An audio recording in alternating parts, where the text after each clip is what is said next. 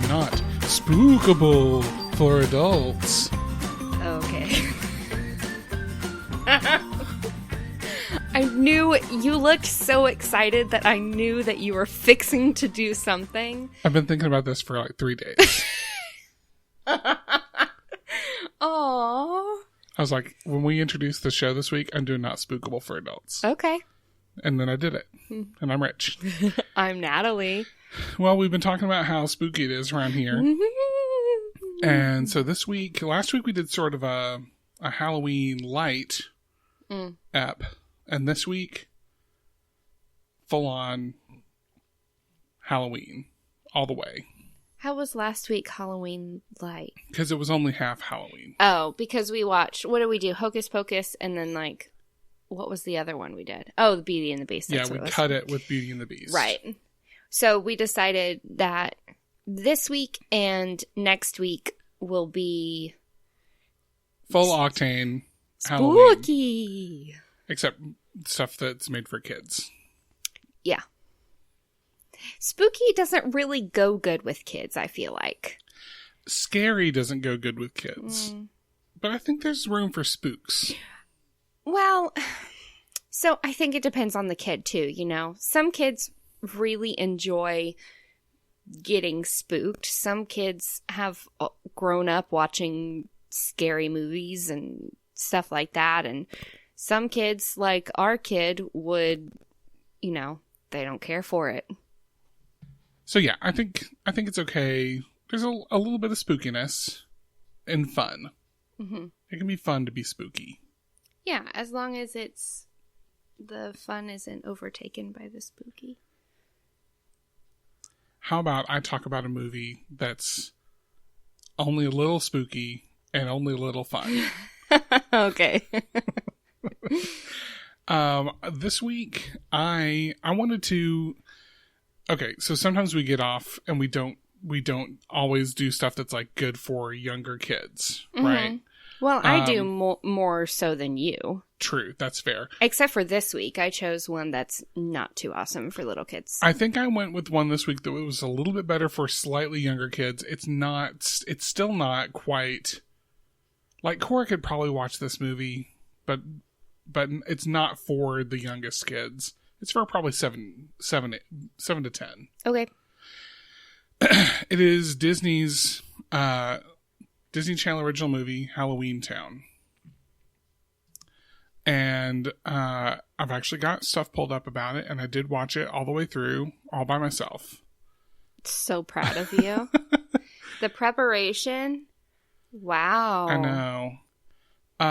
This movie came out in 1998, and it was which was the heyday of the Disney Channel original movie. Like, Disney basically just said for a while there, who needs to release movies in theaters? We'll just make one every week. And we'll put it on our channel that's just for us. It's kind of like the Hallmark Channel is now. Yeah.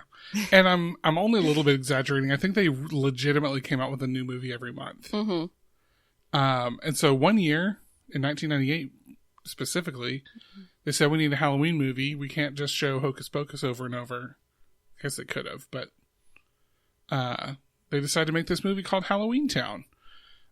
Which the biggest thing that can be said about this movie is that it stars Debbie Reynolds. That's it. She's in it. That's it. Debbie Reynolds being Carrie Fisher's mother. Yeah. Yeah. Mm-hmm. And she does a job in it. She is present.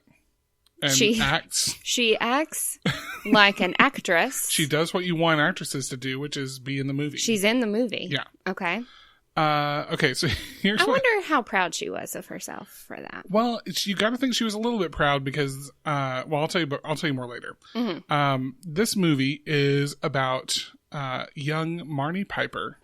She's 13. I like the name Marnie. That's cute. It is cute.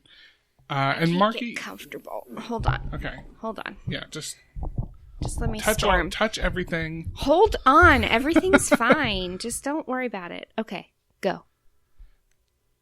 Marnie. She's 13. She likes creepy, weird stuff. Okay.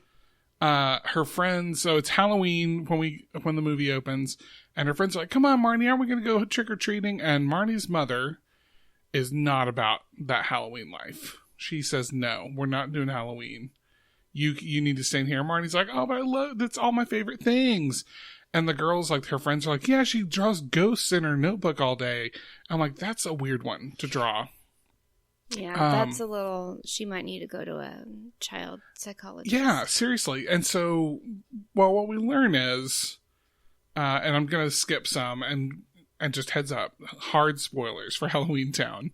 I have no plans of watching this. I'm pretty sure I have not seen Halloweentown, so... You probably haven't. Probably not, so... The last time I saw it was when it came out in 1998, and I watched it as a young lad. What? Nothing. Go ahead. What? Nothing. Jeez. Okay, so it turns out that Marnie's mother and grandmother are witches. Are the same. Oh, no. Okay, witches. Are witches. The grandmother's played by Debbie Reynolds. And so what we find out is, like, the grandmother comes and she's basically going to hang out for literally an hour on Halloween and just like say, hey, read them a story. And we get this tension between the mom and the grandma. So it's the classic Disney thing that the mom doesn't want to be like the grandma. Therefore, she pushes that upon her own daughter. Right. She doesn't want... It's Johnny Tsunami all over again. And in particular, well, it's a little bit different. Because in this case, the mom is a witch. She was trained as a witch. She knows how to witch. Does she practice witchism? She gave up witching when she met the mortal father. The mortal father. I don't even know if they said his name. They just call him Dad the whole time. And so she made a decision when she got married and had children. There's 3 kids, by the way. There's Marnie and 2 younger siblings. We'll talk about them in a second. She made the decision that she wasn't going to raise them magical.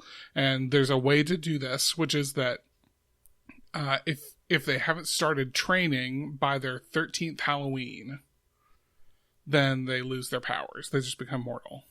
So it's like sort of Harry Potter-ish. Kinda. But not as... drastic. Right. Or more drastic. Yeah. More consequences. Yeah. So Marnie is the weird older sister. She has a younger brother who's a super nerd. And is she 13, you said? She's 13. Okay. So this is her 13th Halloween. Spooky number, 13. It is. Actually, I was thinking about it. Well, it's her 13th Halloween anyway. Never mind. She has a dorky younger brother who's a super dork. Mm-hmm. And she has an even weirder younger sister who I think they were kind of going for a Matilda vibe with her, but the first time we see this little girl, she's staring out the window on Halloween and going, someone's coming. But she's wearing like pink overalls and sounds like this whole family needs to go to therapy. Yeah. And so, Marnie overhears the mother and the grandmother talking about that she has to start her training before midnight or she's going to lose her powers. And the mom's like, yeah, that's the plan. And grandma's like, well, I think it's a bad idea. But I have for her to lose her powers. Her mom wants her to lose her powers. Right. She wants her to be mortal. Would the other 2 siblings be in line to become a wizard and a witch as well? I'm glad you asked. Okay, great. The male version is warlock in this one, not a wizard. Okay. And we actually see the younger sister, whose name I've forgotten. It's on this page somewhere, and I'm not going to look for it. Mm-hmm. Wait, they say it so many times. Sophie. Mm-hmm. We actually see her do some magic, and the mom intervenes so she doesn't see that she did it. Basically, the way magic works in this one for witches is it's basically like if you want something and you let it happen, it'll happen. Like, it's not like there's some spells said, and this is one of the sort of inconsistencies of this movie that I'm going to talk about.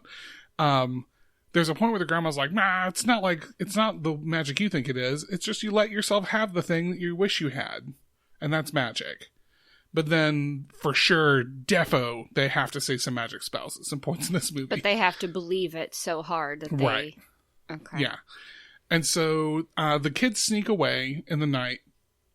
Marnie says, I'm gonna go. I'm gonna follow Grandma so she can teach me, because she wants to be a witch. And so she sneaks off. Brother follows. Little do they know, little sister follows. All three of the kids follow the grandma to this mysterious bus stop, which is basically the night bus from Harry Potter. Except instead of taking you all around town super fast, it takes you between this world and the magical world of Halloweentown. Oh no! It's called that. Yeah. The magical world is called Halloweentown. It's this magical town called Halloweentown. That's not audio feedback. That's Natalie sighing so deeply. But they're witches all the time. Yeah. But the town is called Halloweentown. It's very specific about that. Okay, great. Just fine. Okay, go. Okay, fine. Go. Here's what happens in Halloweentown. The story goes, so they land, they get there, and they... It's like they had a half day in the studio that morning, right? Writing. They were like, it's a half day. Tomorrow starts a 4-day weekend. We're only going to be here until 11 o'clock, and then we're all going to lunch, and then we're all going home. Daryl. Here's the thing. You gotta think of the name of this town. So Daryl's already, he's already, like, on beach time. He's going to the beach. He's getting out. Yeah. He's ready, and he's just like, I don't care. Halloweentown. And they're like, okay, whatever. We don't care either. No, here you go. The first half of the day was spent doing that. The second half of the day was spent on costumes. Here's what happens in Halloweentown. The story goes that way back in, like, King Arthur times, these magical creatures, and there's more than just witches and warlocks. There's, like, all sorts of magical creatures. Like, we see gnomes and cyclopses and fairies and all sorts of people that they used to live on Earth in the mortal realm, quote unquote, and that they didn't get along with humans, and humans tried to hunt them down. And so to survive, Merlin used this talisman that he had to transport them to Halloweentown. He created this, like, pocket universe for them. In Halloweentown, they dress up. They're dressed up in, like, costumes. Here's the deal. Wait. I'm not joking. They land in Halloweentown on the bus, and they get off, and there's, like, a gnome in an old-timey police officer uniform walking around with a club. And at first I was like, oh, he's a policeman. He's a gnome police officer. And then they turn the corner, and here's like a werewolf in a Civil War Union officer costume. So the magical creatures dress up in silly costumes. All the time, or just on Halloween? Always. And then because it's Halloweentown. Mm-hmm. So it's Halloween all the time. And so the story is that then the mortals stole... Like, they remember Halloween. The way they remember Halloween is to act like the people from Halloweentown and dress up in silly costumes. I'm not joking with you. The costumes look like they went to Party City in the afternoon. It looks like they said, oh man, Halloweentown. Okay, let's run with this. Yeah. Let's run with this. It's Halloween every day. It's Halloween every day. Sherry and what's that other intern's name? Yeah, Larry. Larry. Go to Party City, or I don't even care. Party City's too expensive. Go to Goodwill. Go to Goodwill and get the ones that the kids have worn once and their parents don't want them anymore. Yeah. So some of them are like, the witches are appropriately dressed as witches. Fairies are dressed like fairies. Gnomes and werewolves and some of these intermediate creatures are dressed like weird earth costumes. Like, I told you already about the Civil War soldier. Yeah. At one point, you see someone just walking down the street dressed like a chef. And I don't think he's a chef. I think that's his costume. But the witches are just in regular, like, what we would think witches' attire would be? Or, no, they're dressed in what a witch costume would be. So they're not dressed in black robes. So the witches dressed as themselves. Kind of. As did the fairies. Uh-huh. But everybody else dressed as they would if you were dressing up for Halloween. Yeah. Yeah. Okay. that's the wildest thing about this movie. Is that they just didn't bother with the they were like, no, but how in Halloweentown they dress up. Sounds like so far they didn't bother. Period. So they catch up with Grandma. Uh-huh. And Grandma, when they find her, is good old Debbie. Is working on this potion that needs to go inside Merlin's talisman. She has it.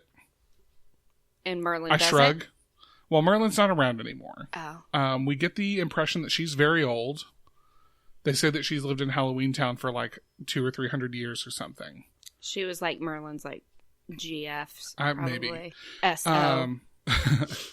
And so what we find out is that there's some sort of darkness coming over the people of Halloweentown. And what happens is like one day people wake up and they're in a terrible mood and they're like acting mean. And then like within a couple of days they've disappeared.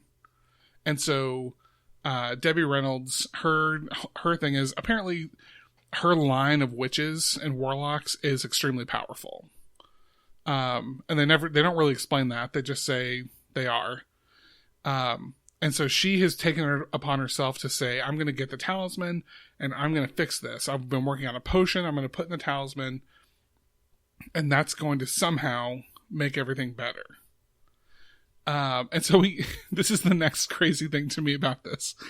They come to her house and they sort of go ahead to like, we see that the kids are at her house, but then it goes inside and we see what she's doing for a minute.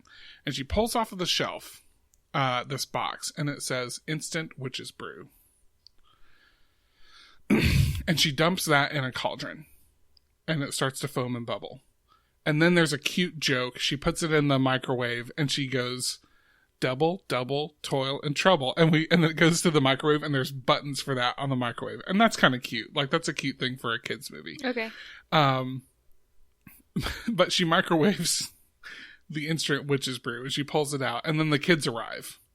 And she's like, oh my goodness, I can't believe you're here. And they talk through what happened. Did all the kids come together? Yeah. You said unbeknownst to them that the baby sister was coming with them. It's kind of weird. It's like they couldn't get the youngest girl to cooperate or something on the day that the acting was happening. So Marnie sneaks away and the younger brother follows her. And she's like, what are you doing here? He's like, I'm the man of the family. I need to take care of you, which is actually kind of cool. So there's no dad. The dad's gone. Yeah, I should have said that. I'm sorry. Okay. And so he follows her. They get on this magic bus. We never see the little girl, but when they arrive in Halloweentown, the bus pulls away. There's Sophie. She's standing there next to the bus. With them. No, like they are starting to walk away, and then they turn around and look at the bus. Like the bus goes, rum, rum, rum, and they turn around, and Sophie's standing in the road. Okay. And like, Sophie, what are you doing here? So they were on the bus all together. Without knowing it. It was a little tiny bus, too. So they catch up. Grandma knows what's happening now. And she goes, well, Marnie's like, I heard that you need help. You said that you need help from more of the Cromwell witches. And since my mom won't help you, maybe I can help you. And Debbie Reynolds is like, I don't think you can. You're not strong enough yet. But maybe you can help me with this potion. And so she's like, yeah, I'll be happy to. And she goes, this is a recipe I've been working on for centuries. And then we all as people, it doesn't happen on the screen, just we all as human beings remember that moments ago she pulled a box of instant witch's brew off the shelf. The only ingredient in the cauldron. Simmer down. Little things like this bother me. The only thing that's in the cauldron is the instant witch's brew she bought from a store. Well, maybe she manufactured the instant witch's brew. She's the one who she owns. Maybe that's what she's been working on all these years. Is a box of instant. Well, you might think that, except then when the instant witch's brew doesn't work, she goes, well, I guess it would work better if it was fresh. And now there's a mission to go get all the live fresh ingredients to make fresh witch's brew. The writers, they just didn't even think about it. No, they were all ready for their 4-day weekend at the beach. Yeah. Okay, so we're gonna fast forward a little bit. Yes. We realize there's the bad guy. We meet this it's really obvious from the beginning. Like they get there and they meet the mayor of Halloweentown. Bad guy. He's a seemingly very nice guy. His name's Calabar. And he's for sure the bad guy. There's no one else who could be the bad guy. Right. Unless it's the werewolf, the Civil War. Yeah, the Civil War. Yeah, but he fought for the Union. That's hard to say. The Civil War werewolf. Yeah, the Civil War werewolf. The Civil War werewolf. No, he's wearing a Union outfit, so he's one of the good guys. Mm-hmm. So he, so yeah, we meet the dark version of him. We don't see it's him. He's wearing like this sort of bag, like mask thing that obscures him. He's the creepiest thing about this movie when he's in bad guy form. We meet him, we see him. There's this young kid who apparently was like a gnome, but Calabar or the dark masters, I think what they call him until we find out it's him, made him handsome. So he just looks like a regular 13-year-old kid. Go ahead, go on. No, keep going.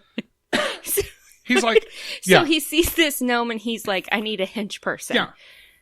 I'll make him handsome. I'll make him handsome, then he'll work 13. For me. And that worked. No, he's 13. He just is a kid. He was a kid gnome. He's a teenager. A teenage gnome. Yeah. Is he still a gnome? Yes. But now he's handsome. Well, I would put that in quotation marks. I still think he looks kind of a weird kid. But he looks human. Okay. At least. Okay. Where was I? Okay. We see that there's a bad guy. Basically what he's trying to do is steal all the people from Halloweentown kind of one at a time. And then when he's ready to turn Halloweentown into a dark dimension, then he's going to then he's going to unfreeze all these people and they're going to be his minions. Okay. So he's kind of put them in stasis. He does that to the grandma, and also barely matters, but the mom figured out that they were gone and somehow found her way to Halloweentown, and she came chasing after the kids. So she's here too. She gets frozen also. Okay. So now it's up to the kids. The kids have to find all the ingredients by themselves. Mm-hmm. And as Disney usually does. And remember, up to the kids. And they have to remember they have to make the potion by themselves. Mm-hmm. They have to remember the spell that they heard their grandma do one time. And it didn't work. They have to remember that. And then they have to figure out what to do with the talisman. All while not getting caught by the dark guy. Mm-hmm. Well, they did it. Good. There's a pretty humorous scene of them running around town trying to get the things. So like one of the things is a vampire fang. So they like sneak into the Halloweentown dentist, and they sneak in while a vampire's getting a tooth pulled, and then so they get that, and then they have to get the sweat of a ghost. So they go to like the gym, and this big old burly ghost man gets into one of those old fashioned sweat boxes. Yes. And they're like, we gotta turn up the heat to make him sweat. And in my head, I'm like, no, you don't. It's a sweat box. He's here to sweat. Mm-hmm. But they turn up the heat, and they get a little drop of ecto sweat.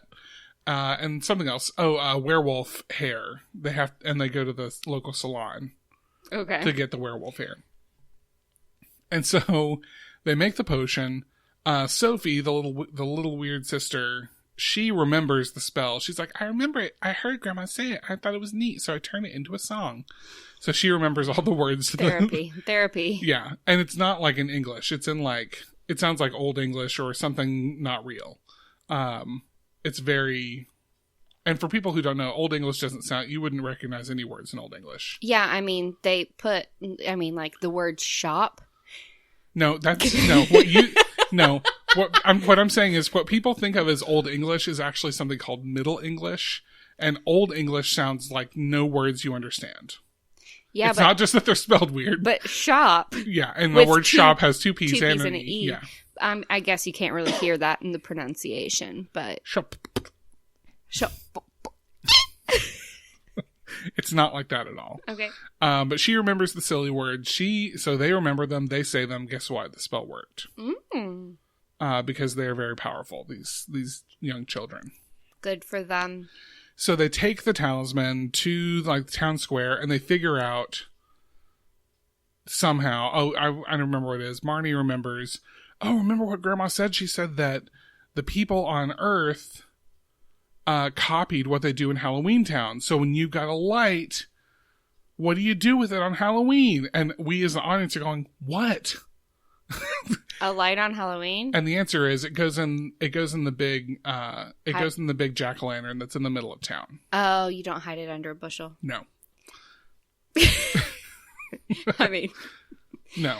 It goes in the giant downtown jack-o'-lantern. And so they take it there, and while they're on their way there, I've got a light. It's Halloween. Duh. Jack-o'-lantern. So they get downtown, and they get there at the same time that the bad guy is. And when, excuse me, when they get there, they've had interactions now several times with the gnome boy whose name is Luke. And he's like, no, I didn't know that they were going to do that to your grandma and your mom. I'm good now. I'm good. I'm so handsome. He knows he's not. He knows you're coming. Don't do it. And like, you get out of here. We're the good guys. And so they go to start doing it. But then the bad guy appears, and then he reveals himself as Mayor Calabar. And no one but the kids is shocked. Dum, dum, dum. Yeah. Everyone's like, oh, Calabar. Okay. And so Marnie has to like run. She gets they distract him because Luke puts on Marnie's like witch clothes and runs the other way to pretend to, and which is not a bad diversion. And then he looks over and she's reaching into the jack-o'-lantern, and he does this bad guy spell that's going to put her in stasis. And at the last second, she drops it in, and it lands perfectly in the thing in the middle of the jack-o'-lantern that's obviously made to hold the talisman. It shouldn't have been a mystery. Mm-hmm. And then the jack-o'-lantern gets real bright and flashes, and that makes Calabar go away. Oh, good deal. Well, goodness, wish we had thought of this a long time ago. Yeah. And so he goes away, and the spell wears off. And everybody gets out of stasis? No, I'm sorry. It like knocks him out. And then the stasis spell ends, and so Mom and Grandma come out. And he goes, that's not enough to beat me. And he does a force pull, and he pulls the thing out of the jack-o'-lantern. Now he's got it, and that's going to let him do something. Man, you almost skipped like a whole little critical plot twist. I know. It's just that it matters so little. The mom and the grandma. And yet we're letting everybody listen to our amazing voices talk about it. Well, I think they'd rather hear us talk about it than watch it, if I'm honest. And so what finally happens is he's like, I'm going to do a spell. So the thing lights up and darkness starts coming over. It gets really cloudy in Halloweentown. And all the people are scared. And they go, you can't do this. We'll stop you. And he goes, not even you. And he's talking to Debbie Reynolds. Not even you are powerful enough to stop me. And Marnie goes, that might be true, but I bet my grandma and my mom and me and my sister and my brother. And they act like this is a big twist, that we forgot that he was in the family and he might have magical powers too. Because he's been like boys can be magical. He's like, this is all a dream. This isn't real. But then like at the end, there's a moment where he realizes he's like making sparks come out of his fingers. So he's got magic too. And then they do like a Guardians of the Galaxy, where they all hold hands and they start to like, they like all hum. Double toil and trouble. And then they look over and the brother's like not participating. And she's like, Marnie's like, we need you. We can't do this without you. And he's like, okay. And he holds her hand, and that's what beats Calabar. Calabar gets blasted into this dark dimension that he was trying to bring to the good to serves him right. And so the movie's ending. The mom has Marnie decided, like, I'm sorry, Mom. I was sorry. I was such a jerk of a teenager, and I wasn't listening to you. And the mom goes, well, that's nice, but also I'm sorry that I didn't let you choose your own destiny. And so she's like, do you think it would be okay if I stay with Grandma to train as a witch? She goes, no, because I'm going to train you as a witch. And so now they're going to be a magical family. And that's it. That's the end of the movie. Great. Here's the thing. This is probably a fun movie for little kids. It's literally 82 minutes long.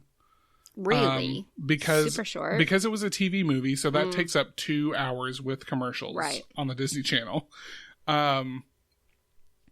Here's what's amazing to me about this.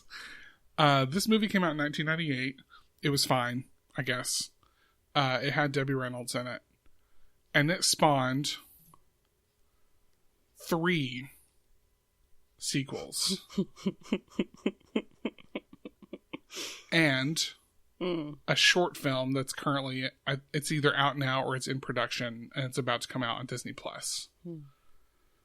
So it's like Halloweentown 2, Halloweentown 3. Halloweentown 2, Calabar's Revenge. Uh-oh, he's back. Halloweentown High. Oh, like they're not high, but it's like high school. Right, she goes to high school. Okay. Return to Halloweentown. And I think all the characters come back for all of them. Well, of course, they don't have anything else to do. Right. Yeah, Debbie Reynolds is in all of them. The same girl plays Marnie in all. I'm looking at the thing. Yeah. All the main kids are in all of them. Well, good for them. Looks like there's only one character that was like a bit character that was recast. Everyone else and the whole cast comes back. They got 4 movies out of it. Yeah. Good for them. And so I guess this came out to be like a pretty fun movie for people. I gotta say, we don't do these a lot. Or at least I guess I don't, because I choose sort of the older fare. This is hard to watch. Mm-hmm. It's hard to sit down and watch the whole thing. And I can't imagine if I was watching on the Disney Channel with commercials. Mm-hmm. It's an hour and 24 minutes. All 4 of the movies are less than an hour and a half because they're all made for TV. Now you know what I go through. All 4 of them? No, what I'm saying is because I watch a lot of the little kitty stuff. Oh, you're saying now I know what you're. I thought you were saying you know what I would go. You know what I would do. Oh, I gotcha. Like, yeah. Yeah. So, there's nothing particularly wrong with this from a like content standpoint, I guess. There are a lot of weird little plot holes that kids aren't going to notice, but you are grown-up person. And there's some weird stuff that like Marnie's into at the beginning. And listen, this isn't a you can't be into this stuff. I'm not making a judgment call about the things that people like. There's just some weird stuff at the beginning where she's like, cool, a pentagram. I'm going to wear that. Cool, I'm dressed as a Wiccan. Which again, like that's some of those things are legitimate things that people are like into. And I get that. I guess what I'm thinking is that at the time it was kind of weird for that to be in a Disney movie. Right. I don't know. Am I wrong about that? No, I mean, it's just me. Yeah, those are legitimate like choices that people make. But if my 13-year-old was doing that, that would be, you know. I guess what I mean is that those are sort of niche things. Like, I guess what I was surprised when she got the costume from her grandma.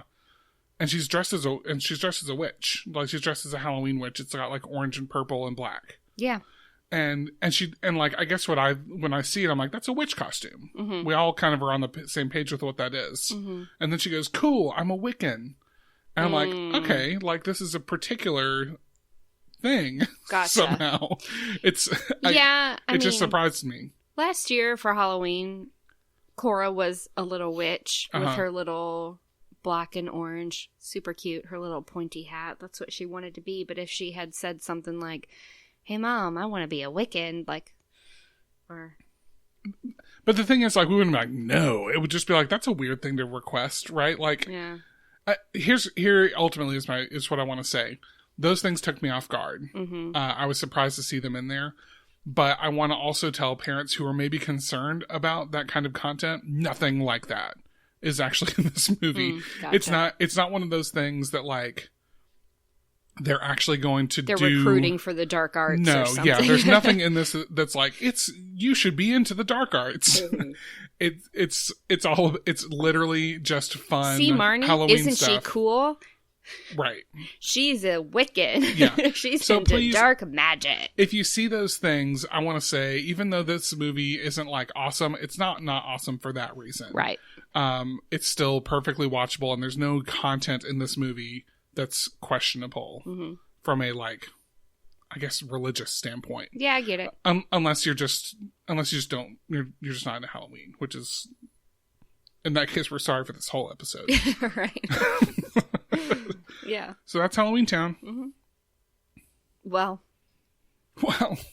I'm sorry you had to. It's okay. It's fine. Okay. I'll recover. It was only 80-something minutes, so you'll be fine. Yeah. Now that we've taken kind of a long trip to Halloweentown, let's make our way back. We're really into this metaphor. It's really easy to do. It just feels like the way to get into it. Let's go trick or treating in Promoville. Yeah, They have really good candy there. First stop was Halloweentown. Next stop, Promoville. Okay, let's do it.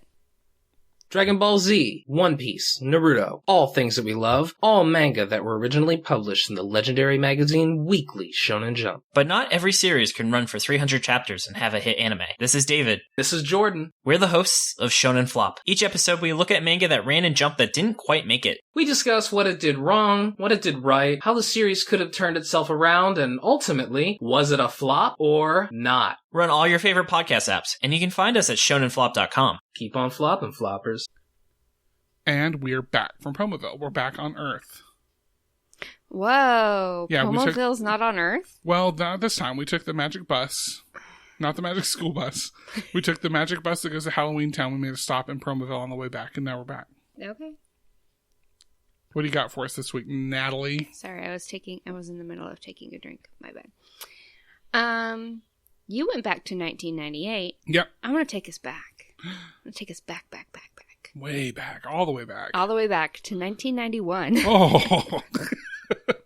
I thought I was culture shocked by the 1998 trip. Oh, 1991. Oh, woo. Okay. The Addams Family. Classic. But the thing is, and I mentioned this to you earlier, was that I always just see the Addams Family values on TV. And so I know that one. Like when Wednesday and Pugsley get, sent off to the happy camp or whatever, and they're miserable the whole time. That's the one that I know. I don't think I'd ever actually seen the first original Addams Family movie. Okay. But I have now. Question, before you get started. Did you ever watch, I assume at some point you saw some of the old original Addams Family. Yeah. So you're familiar with, like, the show? Yeah. Yeah, because, I grew up in a house that liked that old stuff. I watched more of, like, the Munsters, but it was pretty similar. Family. Yeah, it was pretty similar, though, a weird family living in a normal place. Yeah. But anyway. The Addams Family. My phone isn't unlocking. Hold on. 1991. So, in this one, it has been 25 years since Gomez has seen his brother Fester. Oh. And every year they hold a seance to try to get Fester to come back. They assume he's, He's passed on. He's passed. So, that is about to come up, their next seance, when their lawyer, the Addams Family lawyer... That should be a spinoff movie. who is desperate for money, gets in business with this loan shark woman. Mm-hmm. And he owes her a lot of money, and he's like, listen, I'll pay you back. I know this family. They have a ton of money. We got to find a way in. If you just help me find a way in, then that will pay off my debt. And, like, I also want a cut of it as well. Obviously. And what he realizes is that this loan shark lady, and I forget her name, honestly. I just watched this movie, and I really can't think of her name. She has a son, an adult son, that looks just like Fester. Oh. And that is Christopher Lloyd. Right, yeah. A bald, fat, Yeah. pale, with dark circles in his eyes. Christopher Lloyd. Christopher Lloyd. So they're like, we will have George, or what do they call him? George or... I can't remember. Gordon. We will have Gordon pretend to be Fester. We'll get him in there. We'll get him to find out where the vault is, where they keep all the money, and then payday for everybody. Obviously. So, they have their seance, and Fester, Gordon Fester, shows up, and they're like, yay, Fester's back, and Gomez is very happy, and Morticia is very happy. Everybody's very happy to have Uncle Fester back in their lives. So we just basically go through this movie, and it's an internal struggle for Fester because he feels like it's home there. He feels he's accepted by this family. Oh, Gordon. So yes, okay. Gordon Fester. Gordon Fester is accepted into this family. They love him. They're so excited he's there. This is not something that he gets from his mother. Uh-huh. She's, one of those... She's mean. Whoopah! She's one of those moms. So he starts having this struggle because he starts to love being in this family. Now, most everybody knows about the Addams Family. They're very dark and morbid characters. Right. We have Angelica Houston, who plays Morticia, and little baby Christina Ricci plays Wednesday. Kicking off her career as a creepy little girl. As a creepy little girl. She seriously, her whole life has looked like she's like 7 years old. She was born and has always been Wednesday Addams. Right. She was in Casper, like she was in Sleepy Hollow. Yeah. She's like Sleepy Hollow. We gotta watch that. Yeah. She's not suitable for kids. Suitable for adults.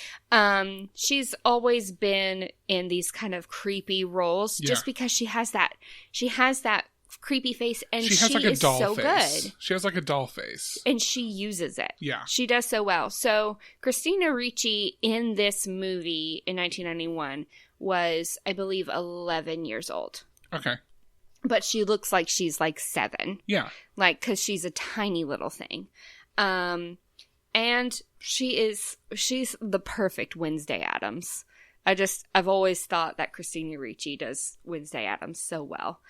They have fun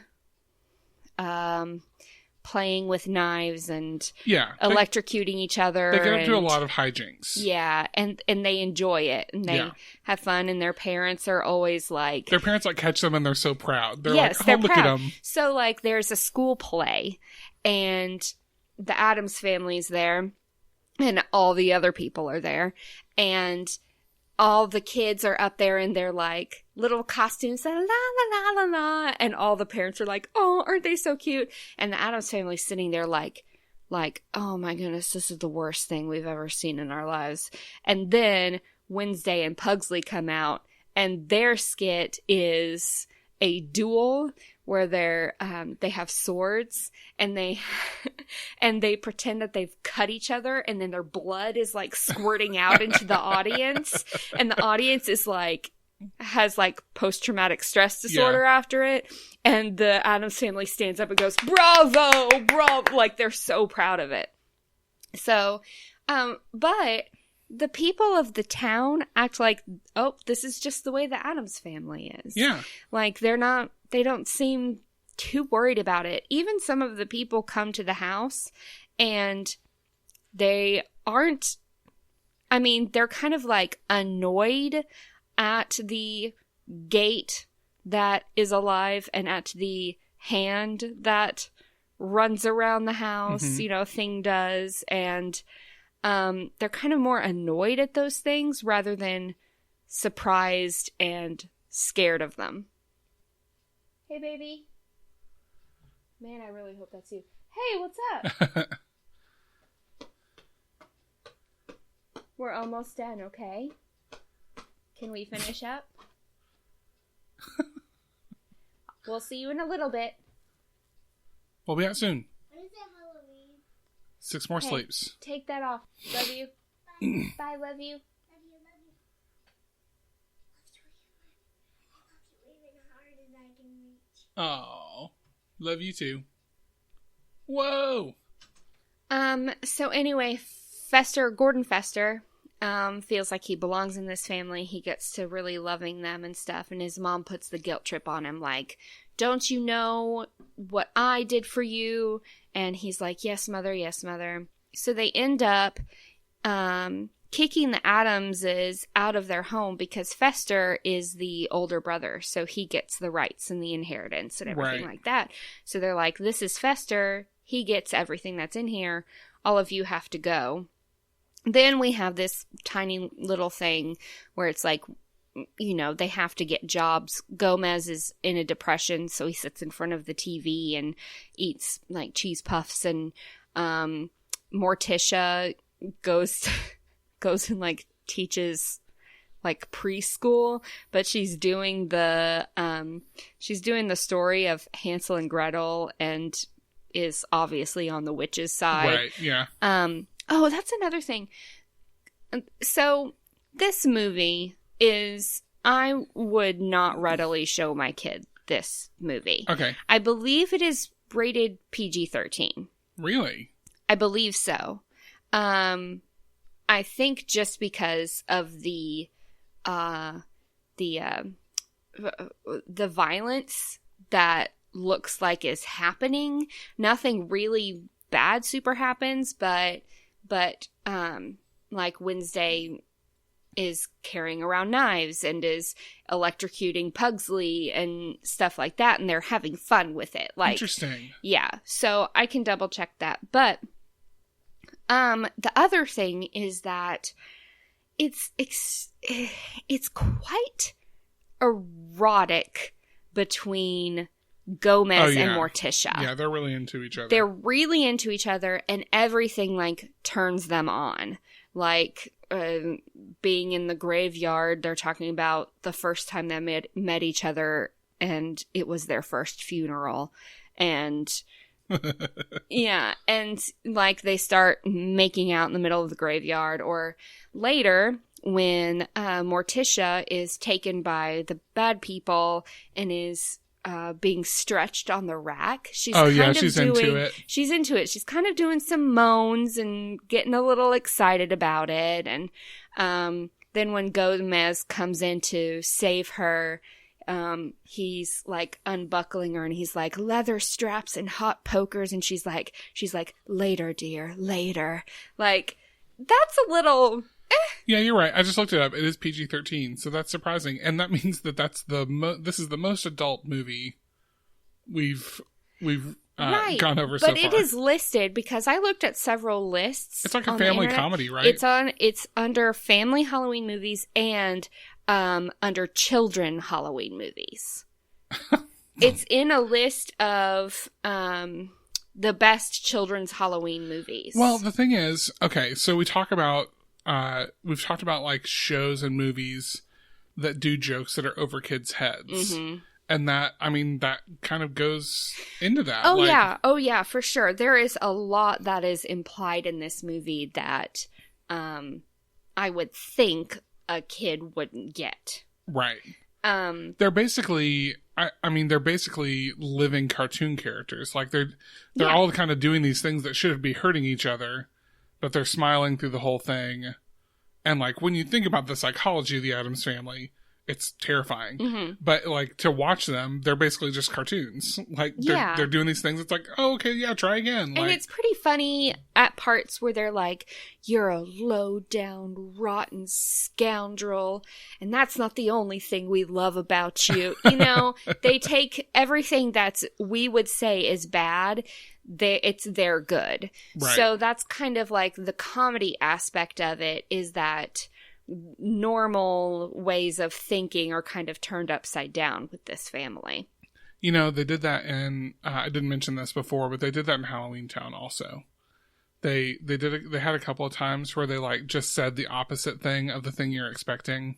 Yeah. For instance, when they get to Halloweentown, the grandma's doing a tour of the town, and she's like, "Oh, here's our movie theater.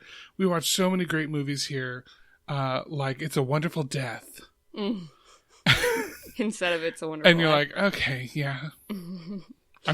I know for a fact that those kinds of jokes are better executed in the Addams Family movies, but but it's that kind of thing. Yeah, for sure. Oh, sorry. Excuse me. Are we boring you, Natalie? No, I'm just extremely tired. So, I mean, it comes down to it. It's kind of predictable, but it comes down to it that, you know, Gordon Fester turns on his mother and on the lawyer guy and fights for the Addams family. The mother and lawyer are like shot out of a window by a hurricane that's actually inside of a book. So on their bookshelves, when you open up the books, whatever like Gone with the Wind is like, right, it's a big wind. It's really windy. He gets out a book about a hurricane and like shoots them through the window, and then they fly into the Addams Family graveyard into caskets and that go into the ground. Yeah. And Pugsley and Wednesday are standing there with shovels, and he goes, "Are they dead?" And Wednesday goes, "Does it matter?"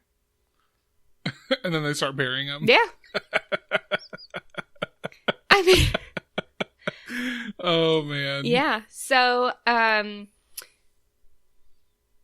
before she's shot out of the window, though, the mother turns on Fester and is like, "Why are you're so dumb. You're so, I should have just left you when I found you." And ding, ding, ding, ding, ding. No. Out of the hurricane book comes a lightning strike, and it strikes Fester. And he realizes he's really Fester. Oh my goodness. He's actually Fester. I forgot that. Yeah, she found him in the Bermuda Triangle in a tuna fish net or something. And he had amnesia. And she just basically raised him as her muscle because she was, you know, a loan shark. And he would give the people that owed her money like the shakedown. Then that lightning comes out, strikes him, and he gets all of his memories back. And they realize he actually is Fester this whole time. They did a pretty good job with us wondering if he really was Fester or not. Yeah. Because it's not really talked about. Right. The whole time, what's talked about is that this isn't the real Fester. Uh-huh. Because he's not remembering the secret handshake we did when we were kids. He's not remembering the all the things we used to do together when we were growing up together. Like, he's not remembering those things. He's probably not enjoying the weird torture things we do to each other. Well, at first he's a little confused by them, and then he gets into reading books about, like, scabs and wounds and boils and stuff like that. Gotcha. With the kids. That's, like, the thing he's doing with the kids. So, Fester's back with his family. They're happy. It is Halloween night, and they celebrate that by going into the graveyard and digging up all of their old ancestors to see what their bodies look like. Oh, man. There it is. So, again, this is on family, children, Halloween movie lists. Right. By the way. Well, but it and is so also many rated people- PG-13. And so many people have fond childhood memories of watching Addams Family at Halloween time. For sure, definitely. It also explains why they don't put that one on TV as much. Yeah. Because Addams Family Values is much less like that. It's much more focused on the kids. Right, yeah.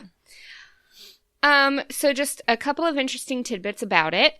The film started with Orion Pictures. Okay. That's the company.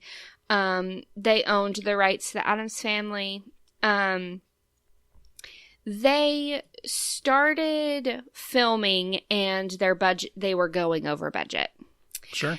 Their budget was, their budget was $25 million to make this movie, and they went over by $5 million. And to cut their losses, they decided to sell it to Paramount. Oh, man. Yep. Paramount bought it, finished it, and in the box office, it made $191.5 million. Man. From a $30 million movie. It's pretty good. Big success. It was a huge success, and they thought it was going to be a complete flop. So that's why they sold it. There were several other really weird things about this movie. So Tim Burton passed on directing this film because he was doing Batman Returns at the time. Very important work. Yeah. So Barry Sonnenfeld was the director. This was his first directing job. But he had been a director of photography for a lot other films. In the last 3 months of production, the director of photography quit and was replaced. But within weeks, that new director of photography was rushed to the hospital, and production halted. Then Sonnenfeld, the director, took over the cinematography. So he did both of the jobs at the end of production. A blood vessel in the guy that plays Gomez, I don't want to say his name wrong, but I believe it's Raul Julia. A blood vessel in his eye burst, and he had to recover from that, and that took a little bit of time. Sure. And then also the director / now cinematographer. The cinematographist. His wife became very sick, and that halted production as well. So this last little bit of this always happens film, with creepy movies. Also, Angelica Houston herself said that it was really difficult because if you know how Morticia looks, her eyes are tilted up. So they make a very slanted look to her face. She basically had these elastic bands that were holding her eyes pulling slanted. her eyes back. And she said that she had to stop in the middle of the days to let them loose, or she would be in like terrible, she would have migraines. And then it would take hours to get her back into that makeup. Right. So it was just really hard on her physically. And, I didn't mention this before. The way they film Morticia, I've always enjoyed, because they always have that white light that's kind of going across her eyes to make her look just a little more angelic than her surroundings, but also dark angel. Yeah. And that's just how they film Morticia. Yeah. They don't do that with anybody else in the whole movie. That's how they film her. That's not always how they film her, but it's kind of a signature look for her, is to have that white light kind of just like going especially across at her an eyes. entrance when she first enters the room. Yeah, or if she's like really contemplating something. Or, something like that. It was also projected to release the same time as Hook. Ooh. As the movie Hook. So that's another reason why Orion sold it, was they were like, this is gonna flop. Against Robin Williams in a Peter Pan movie? Come on. Against a Steven Spielberg movie. Sure. So, that's another reason why they were just like, let's cut our losses and get out of here. Man, I forgot Spielberg directed Hook. Hook is such a good movie. So it was a huge success. It has a sequel, Addams Family Values. It grossed 113.5 in the United States and 191.5 worldwide, which was crazy more than its $30 million Yeah. cost. There was a bit of critical response to it. Like negative response. More that everybody just said it was okay. Oh, Everybody okay. just kind of rated it Fine. 5 out of 10. Okay. Or a B. You know, everybody rated it that way, but it was just, money-wise, it was just so good. It was awarded the best horror film of the year by the Horror Hall of Fame. They must not have been making horror movies in 1991. In 1991. Angelica Houston was nominated for a Golden Globe for her portrayal of Morticia in a motion picture musical or comedy. Man, I can't talk now. It was nominated for Academy Award for its costumes, which the costumes, compared, I think, to Halloweentown, Yeah.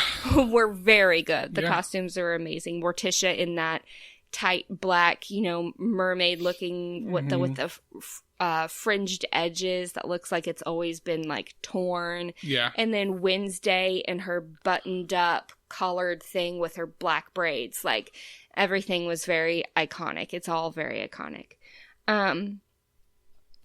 It also won a Golden Raspberry Award for Worst Original Song for the song Adam's Groove by MC Hammer. And it won a Kids' Choice Award as well. A 1992 Kids' Choice Award for Favorite Movie. So, yeah, people think it's a kid's movie. Yeah. Which, I mean, it's just so morbid in some places. And maybe my mind will change a little bit as, my kid gets older. And some kids are just so much more different than Cora. I know some kids that already they're like, 8 to 10 years old and they love horror. Yeah. And Halloween is their favorite time of the year. Some kids are just that way. I'm mostly thinking of, when I was that young and my grandfather showed me Kojak and not Cujo. Cujo. Kojak's different. Cujo. Yeah. Kojak is a different And then thing. I was terrified of dogs for the rest of my life. So that is the Addams Family, the first one. Man. It also, if I'm not mistaken, maybe it wasn't a direct spin-off, but in the mid-90s there was an Addams Family animated show also, I think after the movies. I didn't look too hard at the other renditions of the Addams Family. So. I definitely remember for a while after that, and like I said, I don't know if it was meant to be a spin-off from the movie or if it was just like, hey, people are into the Addams Family again, let's do a show. I think it was on Cartoon Network. And my airplane mode is off because you made me do that. Sorry. Because of feedback. So Yeah. I can't get that answer for you at the moment. Okay. I'm pretty sure there was. Like, I remember kind of watching it. Originally, it was a comic strip Sure. by a guy named, I think, Charles Addams. Addams. Right. And then he called it The Addams Family. Then it turned into the old black and white TV show. And then, it was movies. I think you're right about the animation, but I'm not 100%. Cool. All right. Well, this was a spooky week. Woo! I got chills down my spine from all the spooks. So much morbidity. Yeah. Well, it's Halloween. That's the This is Halloween. Ooh. maybe is that like a preview? I don't maybe? know. I haven't decided what I'm doing next week. Hey, here's something that everyone talks about every year. That if you're inclined to reach out to us and interact with us, we'd love to hear from you. Do you think of The Nightmare Before Christmas as a Halloween movie or a Christmas movie? Because it's very focused on Christmas. Right. But it is all Halloween characters. But this is Halloween. Right. It's about taking Halloween and putting it on top of Christmas. But there's a lot of Christmas that happens. Yeah. Yeah. But like I noticed, like right now, if you go and you look at like what's recommended on the streaming services, it's in there for Halloween movies. Nightmare Before Christmas. It's some people watch it as a Halloween movie, and some people watch it as a Christmas movie. I wonder if anyone watches it as both. I wonder if anyone. I feel like Maybe this is one of those dividing questions. A autumnal movie. Yeah, I feel like this is one of those divisive movies. That's one of those like, nope, you got to watch that at Christmas time, or nope, you got to watch that at Halloween. Like Die Hard is a Christmas movie. Fight me. Oh yeah, I will not. I agree with you. I'm telling I know you. Yeah. I'm telling the listeners to fight me. Die Hard is a Christmas movie. Or like. It's also an Independence Day movie. Well, depending on which one you watch. I know. That's what I'm saying. Die Hard 3 is an Independence It's Day also movie. that dumb one that wasn't on a holiday. Oh yeah, the fifth one. Ugh, That's a don't watch it movie. We 1 through 4, and the only reason I like why are we even talking about this? The only reason I like 4 is because of Justin Long. But let's move on. Yeah, that's one. I was trying to think. There's another one. Oh, Harry Potter. People talk about Harry Potter a lot, also because it deals with witches and wizards. As a Halloween or Christmas movie? Some people look at it just. I mean, I think most people probably look at the Harry Potter series, especially. I'm really thinking about like the first one. Mm-hmm. The first one has some Halloweeny elements in it, right? It also obviously has some very Christmassy elements in it, and I think for me, those movies are Christmas movies. And here's the reason why. I don't think they're either. They release them around Christmas a lot. Yeah. And so they were kind of that season. It's kind of what Star Wars has tried to do lately. It's like, yeah, we're going to set up at Christmas time and become movies you associate with that time of year. Yeah. Even though it has nothing to do with Christmas. Yeah. Anyway, that's a lot of discussion. Well, maybe we'll do Nightmare Before Christmas, but I just haven't decided yet. Yeah, we'll see. We got one more week until, well, I guess when we record, it'll be after Halloween. But maybe we'll do one more Halloween theme since it'll be that weekend. Yeah, maybe. We'll see. We'll see. You can't make us do anything. This is ours. We do this show. This is ours. You can't. But we also love you. Thank you for listening to our show. If you do want to reach out to us and fight us about any of these movies, we would be glad to do that. You can email us at notforadultscast@gmail.com or tweet at us at notforadultscast. I would like to say a quick happy birthday to my babyest brother, Jedediah. He doesn't listen to this podcast. To your sweet baby brother. My sweet baby brother, Jedediah. I love him very much, and he's 21 today. Be a good boy. Happy birthday, Jed. Can you imagine another person that would definitely be a good boy on his 21st birthday? Because no, it's him. I'll tell you what Jed's doing right now. He's probably sleeping. Yeah. Or playing like Magic the Gathering. Or yeah. something like that. Or D&D or something like that. I love you, baby brother. You're my favorite. Oh, that's not true. Well, I have 2 of them. Yeah, and unfortunately, Jed doesn't listen to the show, I don't think. You're my favorite. And your other brother does. Well, yeah. I mean, today you're my favorite. On this day only. One day only. And then it's Ben. No, and then it's both of them. But on Ben's birthday, Ben's my favorite. Okay, go on. Let's wrap it up. We're still kind of in lockdown mode. Hey, we're gonna do political stuff, but the election's coming up. Everyone, just be kind. Be nice to each other. Come on, we're all people. Yeah, can we be kind to each other? I know that. Anyway, just yeah. Also, be safe on Halloween, please. Yeah. If you're walking the streets in the dark, be there are careful. ways to do it safely. Yeah, there are ways to be safe, even not only because of COVID, but also because there might be cars around you. If there was ever a day that you're supposed to and allowed to wear a mask, Halloween. Yeah. Also, don't be careful when you're grabbing into bowls of candy if that's the thing. I would encourage people, if they're doing bowls, to maybe individually wrap things instead. People who are giving out candy. Yeah. A lot of times we talk about I think we talked about this some last week. I think we did, yeah. But people who are giving out candy, get creative. Figure out ways to make the people who are coming to your house safe. Yeah. It's not that hard to do. It's not gonna break the bank. It's not going to be super hard to set up. Yeah, but that's also us, and we don't buy candy for people on Halloween because we live in an apartment complex. Yeah, we'll probably get us some candy just to munch on. No, we're just going to eat Cora's candy. Sure. All right, well, you guys be safe. Yeah, you can't stop us from eating the candy. Just don't forget you're the boss. So watch and eat whatever you want. Bye. Bye.